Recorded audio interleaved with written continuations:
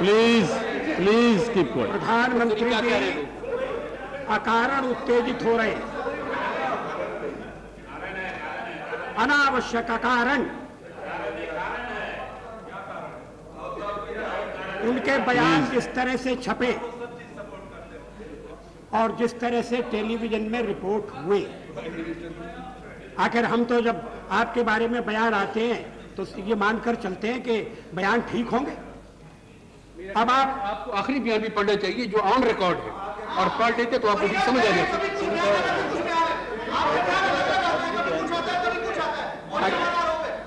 अगर पहले बयान में और आखिरी बयान में अंतर है तो लोगों के मन में भ्रम पैदा होना स्वाभाविक है। लोगों के मन में होना चाहिए, आप जैसे लोगों के मन में नहीं होना चाहिए। आप समझदार आदमी हैं।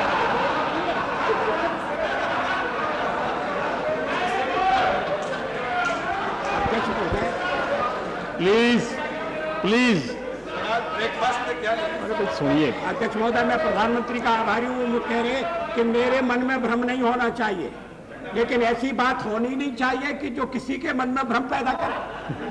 और इसीलिए आपको बयान देते वक्त इस बात का पूरा ध्यान रखना चाहिए।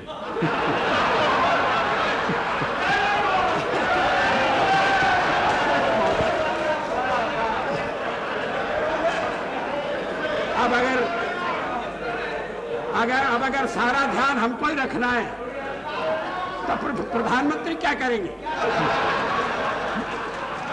Now the matter should be taken as close. Please ये आप देशभक्ति मुझे मत सिखाइए, मुझे इस देशभक्ति का पूरा ज्ञान। अध्यक्ष महोदय, आपको ही नाम एक मिनट अटल जी जरा हमको। प्लीज। उपाध्यक्ष जी, मैं बहुत विनम्र निवेदन करूंगा प्रधानमंत्री जी से कि जरा गुस्सा कम करें। क्योंकि ये शोभा नहीं देता उनके लिए। और पहली बात मैं कहूं, अब मैं इस बात में पढ़ना नहीं चाहता था, बड़ा गुस्सा आता है। ये धर्म के नाम पर तोड़ना चाहते हैं, उसमें हम भी उनके कम विरोधी नहीं है, लेकिन धर्म के नाम पर ये देश नहीं टूटेगा। लेकिन देश को तोड़ने के लिए बाहर से जो बयान आते हैं उस पर प्रधानमंत्री जी आपका एक दिन भी गुस्सा मैंने नहीं देखा। पिछले 2 महीनों में कितने बयान आए हैं? क्या भारत सरकार की जिम्मेदारी नहीं थी कि उन बयानों का खंडन करे? गुस्सा यहाँ अटल बिहारी वाजपेयी पर करने के पहले श्रीमान प्रधानमंत्री जी थोड़ा अपने पर गुस्सा करना सीखिए कि बाहर की ताकतें भारत के बारे में अनाप शनाप बयान देती हैं और आपकी सरकार मौन रह जाती है, तो देश में ही नहीं दुनिया में आपके बारे में भ्रम पैदा होता है। इस गुस्से से भ्रम नहीं मिटने वाला।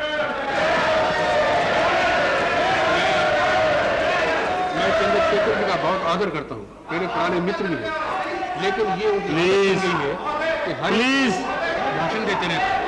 कौन सा बाहर से बयान आया है जिसका जवाब नहीं दिया गया? कोई एक बयान बताइए जिसका पूरा जवाब नहीं दिया गया। आज वो फिर कहना चाहते हैं। प्लीज रोडी जी बैठिए। कोई भी जो देश को तोड़ने की बात करेगा, चाहे अंदर का होगा चाहे बाहर का होगा, उसका पूरे जोर से जवाब दिया जाए। अध्यक्ष महोदय, प्रधानमंत्री को यह स्वीकार करना चाहिए कि जम्मू कश्मीर में उनके अलग अलग तरह के बयानों से भ्रम पैदा हुआ है, और अगर ये मामला सदन में उठाया जा रहा है तो उन्हें अवसर देता है कि आप स्थिति का स्पष्टीकरण करें।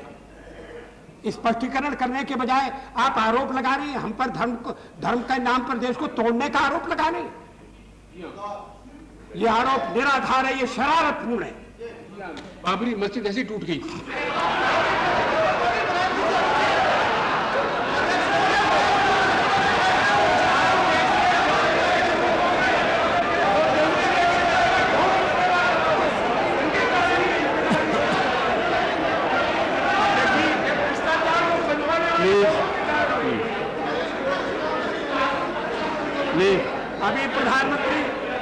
अभी प्रधानमंत्री देश को तोड़ने की बात कर रहे थे, बाबरी मस्जिद। हम बाबरी मस्जिद तोड़ने पर आ गए। अगर ये बाबरी मस्जिद को तोड़ना उस बात का चिन्ह था कि देश को तोड़ना चाहते हैं। अब अगर ये बहस और आगे चलेगी तो प्रधानमंत्री मुझे लगता है कि सारा संयम छोड़कर ऐसी बातें कह देंगे जो उनके मुंह से शोभा नहीं देती है। अगर आपको बाबरी मस्जिद पर बहस करानी है, हम तैयार हैं। हो जाए। लेकिन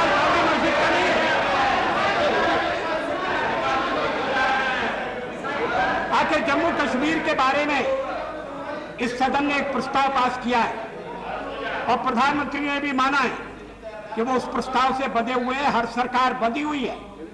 उनका पहला जैसा बयान आया बिला शर्त बात को तैयार है। अब स्वाभाविक है, आप बैठे रहिए, टोकिए मत ज्यादा, क्योंकि अगर आप इस तरह से टोकेंगे तो हम भी टोकेंगे, फिर सदन नहीं चलेगा। आपको सुनने का भी धैर्य होना चाहिए। आपको भी गुस्सा नहीं आना चाहिए।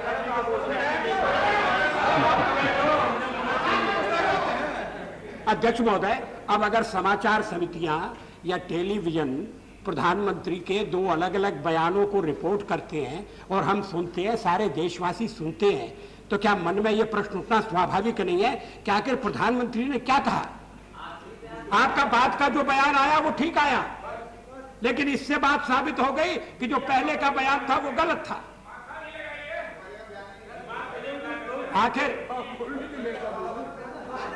आखिर बिला शर्त, अध्यक्ष महोदय, बिला शर्त उन लोगों के साथ बिला शर्त वार्ता कैसे हो सकती है जो हथियार के बल पर अपनी बात मनाना चाहते हैं और जो कश्मीर को भारत से बाहर ले जाना चाहते हैं, जो विदेशों के साथ हाथ मिला रहे हैं, उनके साथ तो बिला शर्त बात करने का प्रश्न ही पैदा नहीं होना चाहिए।